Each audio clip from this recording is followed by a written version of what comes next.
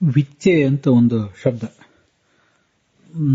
ದುರ್ಗಾ ನವಾಕ್ಷರಿ ಮಂತ್ರದಲ್ಲಿ ಬರುವಂತಹ ಶಬ್ದ. ಓಂ ಐಂ ಹ್ರೀಂ ಕ್ಲೀಂ ಚಾಮುಂಡಾಯೈ ವಿಚ್ಚೆ ಓಂ ಅಂತ ಮಂತ್ರ ಸ್ವರೂಪ. ಅಲ್ಲಿ ವಿಚ್ಚೆ ಅಂದ್ರೆ ಏನು ಅಂತ ನನಗೆ ಈ ಮಂತ್ರವನ್ನು ಉಪದೇಶಿಸಿದ ಗುರುಗಳನ್ನು ಕೇಳಿದಾಗ ನಮಸ್ಕಾರ ಅಂತ ಅರ್ಥ ಹೇಳಿದರು. ಅದಾದ ಬಳಿಕ ಅದ್ರ ಬಗ್ಗೆ ಮತ್ತಷ್ಟು ಆಲೋಚನೆ ಮಾಡಿದಾಗ ಅದಕ್ಕೆ ಸಮರ್ಪಣ ಅಥವಾ ನಮಸ್ಕಾರ ಅಂತ ಹೀಗೆ ಅರ್ಥ ಇರೋದು ಬೇರೆ ಬೇರೆ ಮೂಲಗಳಿಂದಲೂ ಕೂಡ ತಿಳಿದು ಬಂತು. ಮತ್ತೆ ಇದೊಂದು ಅವ್ಯಯ ಅಂತ ಕೂಡ ಹೀಗೆ ತಿಳಿದು ಬಂತು.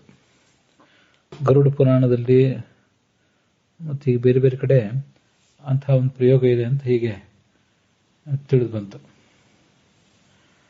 ಅದರಿಂದ ಇದನ್ನ ವಿಚ್ಚತೆ ವಿಚ್ಚೇತೆ ವಿಚ್ಚಂತೆ ಅಂತ ಆಗಬಹುದೇನೋ ಅಂತ ನನಗೆ ಒಂದು ಗ್ರಹಿಕೆ ಇತ್ತು ಮೊದಲು.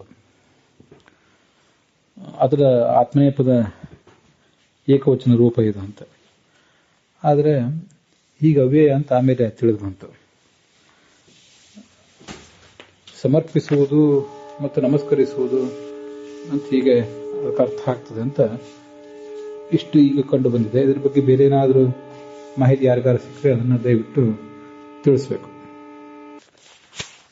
ಮತ್ತೆ ಇದರ ಧಾತುವಿನ ಮೂಲದ ಬಗ್ಗೆನೂ ಕೂಡ ಅನ್ವೇಷಣೆ ನಡೆಯಬೇಕು.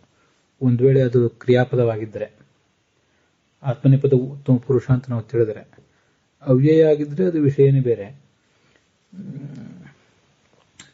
ವಿಚಿರ ಪೃಥಕ್ ಭಾವಿ ಅಂತ ಒಂದು ಧಾತು ಇದೆ. ಅದು ಅದರ ಆತ್ಮನೇಪದ ಲಟ್ಲಕಾರದಲ್ಲಿ ವಿಂಚೆ ಅಂತ ಆಗ್ತದೆ. ಅಲ್ಲಿ ಅನುನಾಸಿಕ ಅಕ್ಷರ ಸೇರ್ಕೊಂಡಿದೆ. ಇನ್ನೊಂದು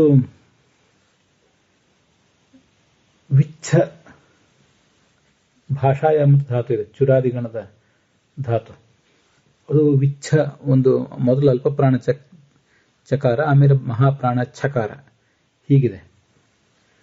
ಅದು ವಿಚ್ಚಯತಿ ಅಂತ ಆಗ್ತದೆ. ಉತ್ತಮ ಪುರುಷ ವಿಚ್ಚಯಾಮಿ ಆಗಬೇಕು. ಇದರಂತೆಯೇ ವಿಚ್ಛ ಅಂತ ಇದು ಮಹಾಪ್ರಾಣದ ಗರ್ಭಿತವಾದ ಧಾತು ಇರುವುದನ್ನು ಗಮನಿಸಿದರೆ ಪ್ರಾಯ ವಿಚ್ಚ ಅಂತ ಒಂದು ಅಲ್ಪಪ್ರಾಣದ ಧಾತು ಕೂಡ ಇದ್ದಿರಬೇಕು. ಚುರಾದಿ ಗಣದಲ್ಲಿ ಇರಬಹುದು ಅಥವಾ ಚುರಾದಿ ಗಣ ಬಿಟ್ಟು ಬೇರೆ ಗಣದಲ್ಲೂ ಇರಬಹುದು. ಅದರದ್ದು ವಿಚ್ಚತೆ ವಿಚ್ಚೇತೆ ವಿಚ್ಚಂತೆ ವಿಚ್ಚಸೆ ವಿಚ್ಚೇಥೆ ವಿಚ್ಚದ್ವೆ ವಿಚ್ಚೆ ವಿಚ್ಚಾಮಹೆ ವಿಚ್ಚಾಮಹೆ ಅಂತ ಆಗ್ತಿತ್ತೇನೋ. ಹಾಗಿದ್ದಿದ್ರೆ ಮತ್ತು ಅದು ಅವ್ಯಯ ಅಲ್ಲ ಕ್ರಿಯಾಪದ ಅಂತ ಆದಾಗ ಮಾತ್ರ ಈ ಒಂದು ಪ್ರಯತ್ನ. ಭಾಷಾ ಅಂತಿದೆ. ಭಾಷಾ ಅಂದ್ರೆ ಮಾತನಾಡುವುದು, ಸ್ತೋತ್ರ ಮಾಡುವುದು ಅಂತ ಅರ್ಥ ಆಗಬಹುದು. ಚಾಮುಂಡಾಯೈ ವಿಚ್ಚೆ ಅಂದ್ರೆ ಅವಳ ಪ್ರೀತಿಗಾಗಿ ನಮಸ್ಕಾರ ಮಾಡ್ತೇನೆ, ಸ್ತೋತ್ರ ಮಾಡ್ತೇನೆ ಅಂತ ಅರ್ಥ ಆಗ್ತದೆ. ಅದರಿಂದ ಹೀಗೊಂದು ಇರಬಹುದೇನೋ. ಮತ್ತಷ್ಟು ಇದ್ರ ಬಗ್ಗೆ ಸಂಶೋಧನೆ ನಡೀಬೇಕು. ಅವ್ಯಯ ಅಂತ ಹೇಳಿ ಈಗಿನ ಕೋಶದಲ್ಲಿ ಸ್ಪಷ್ಟವಾಗಿ ಉಪಲಬ್ಧ ಇದೆ. ಧಾತು ಆದರೆ ಅದರ ಪ್ರಯೋಗ ಹೇಗೆ ಅದು ಮುಂದಿನ ವಿಚಾರ.